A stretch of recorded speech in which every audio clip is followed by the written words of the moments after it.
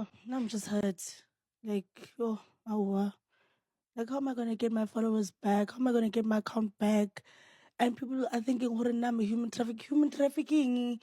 Mara, like, yo, awa, guys, yo, my name is being dragged here. I saw there was a video nyana ba re ke yo siya. But do you understand the amounts of videos that are there about me? You know that I'm the one that's getting dragged the most on social media because of this thing. Do you understand? Yo, like, I can't Yes, even defend myself. Like, I get a platform. Oh. If I talk on IG, they're gonna be like, yeah, Emilani, we're gonna block you here also, we're gonna ban you here also. No one wants to listen. And what are you doing about that here? Mama, I sympathize with you. 2.8 million, yes, yeah. And kusentsho kanzima ma, ngazi kakhulu. Ngazi kakhulu ma. And into engishoyo ma ukuthi ngiyazama. Ngalokho okuncane nginakho ngiyazama ma. Akusi mina mama. It's not because I wanted this to happen to any of us. Mama, I'm trying my best to engage the people who can at least put out some high level of truth so that the actual people who are coming for all of us can maybe bend down and stop doing this. Because for me, it's the community that's attacking the influencers and the community that's believing narrative of human trafficking that's not real. So I'm trying my best to get someone who listens to them, because we've tried 5 ways and no one's trying to listen. Manaka? I really sympathize with you, Seemah. I'm very sorry. I feel bad for you guys and the ones whose accounts got deactivated. I hope I'm not next, but I'm really, really sorry. I don't know what that feels like. I don't want to know it. It's tough. I get that. I believe you. And I don't think it's fair. And the thing is, And like, reputation, yeah. I think a reputation is harder to build than an account at the end of the day. And like I mentioned before, like, even if this blows over and even if the government releases a statement that, guys, it was all fake, we will always be associated with human trafficking. And that is something we cannot get back, which really sucks. And I know you're saying you're also getting heat, but you're not an influencer. You can open up another agency and call it Marketing 101 and still hide behind it, and no one will know anything. You'll still get deals. Nothing will change, but we will always be at the forefront of these things. Right. And I just don't think it's fair. I don't think it's fair. I don't know what can be done for us to feel better, but I just feel in the moments where we needed you, even if you can say, I don't know what I'm going to do now in the situation, it would have been so nice to at least get a text to say, yo, you guys are blowing up. We're going to find a strategy, but we're here for you. We released a statement to say we are Sway Digital. We're representing you guys, and we want them to know that this is our fault. You guys are not at fault at all because you are the middleman. And you mentioned the business side of influencing, which people don't actually understand. I'm not a You're the researcher. last line of- Yes, we are the last line of community. There's a billboard. Before the billboard goes on, there's someone else who has to contract. You can't blame There's the billboard. approvals. Yeah, there's someone else that has to. It's a process. So I feel like you guys should have just supported us. But I think it's a learning curve for all of us, especially as influencers. Going forward, I'm going to include that reputation thing because The other way. You have to put it the other way. The other way as well. And then things I'm like learning. campaign insurance, right? Especially, I'm doing it as well. Especially, and then also just checking which jurisdiction this contract will be enforced in. Like it's a core thing in a contract, especially with influencers, and when you do sort of like cross-border campaigns or work.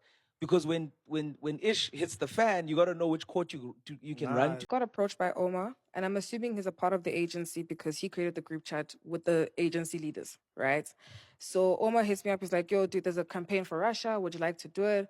I'm like, yeah, let's see what is it about. It's like, basically, you're going to go to Russia and you're going to promote a work program. They want to bring girls from that side to Russia to basically have a job because obviously employment is a crisis, all of that stuff. I'm like, yeah, it sounds good.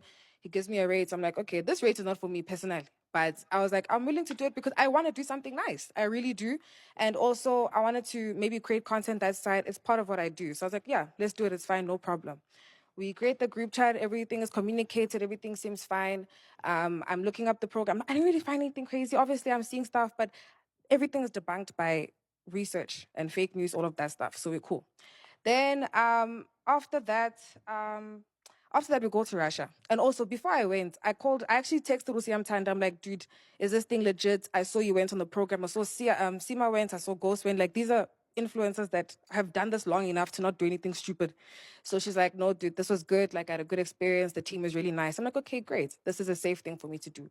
We go to Russia. I meet the ladies that travel us as well. Like, they took us around. They were very nice people, took us around. We saw everything on my end. I got to see the place, the hospitality place where the girls are working in the restaurant.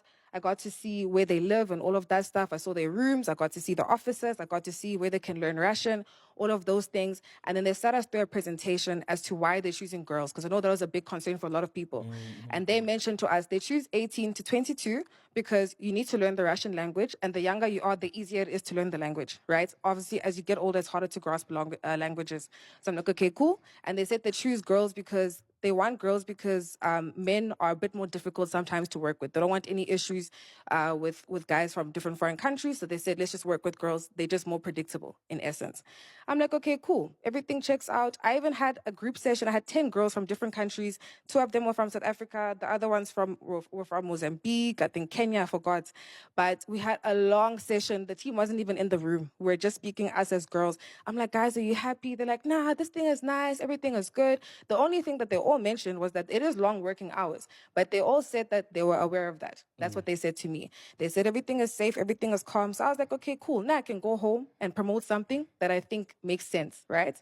We come back home, we promote the program, and then obviously now we are where we are today, right? Can I continue? Yeah, of course. Then after that, so I was not in the country when everything was blowing up. So I didn't really see anything, to be honest. I wasn't on my phone like that. Then my friends are like, dude, there's a lot going on. And you're busy posting like nothing's happening. Like there's a lot going on. I'm like, what's going on? I go and I see that the Alabuga program is trending and it's looking really bad for all of us. I'm seeing people come with apologies. I was very confused by a lot of stuff. So me, I hit up the agency. So I messaged them. I'm like, guys, This is Sway. I'm messaging Sway, yes. And mind you, also know Sia because I've met Sia in Zimbabwe. We did some stuff together. It was fun, whatever. So I messaged the agency. I'm like, guys, what's happening? I'm seeing, did you guys see Twitter? I send them a link to all of the stuff. They tell me that, no, don't worry about it. Like, remember, it's also like political. Like, there's a lot of issues with Russia. Like, it's not just surface level. And they were like, that stuff is not real. Those girls are safe. None of that is happening. I'm like, okay, cool. So what is the way forward? They tell me they're going to try to get a statement from the government. And they're also going to get a statement from the embassy to just debunk all of this news to say that none of this is happening.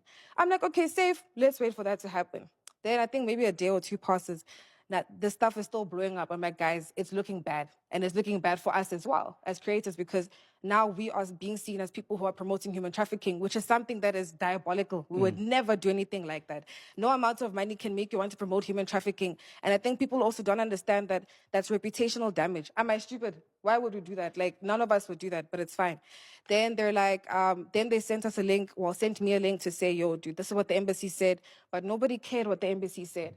Then we saw the video of the girl that did that video. I met her. She's one of the girls I spoke to. I literally spoke to her long. We were speaking Vanek, so no one can hear us. And she was like, dude, everything is nah, but people now think that she's making fake news, that she's being paid.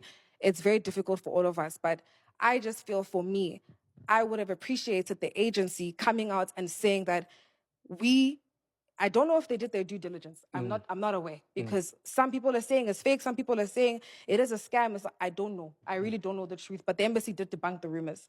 But I really wish the agency would have come out and say that, guys, we are at fault for putting these influencers in this position, because that's exploitation.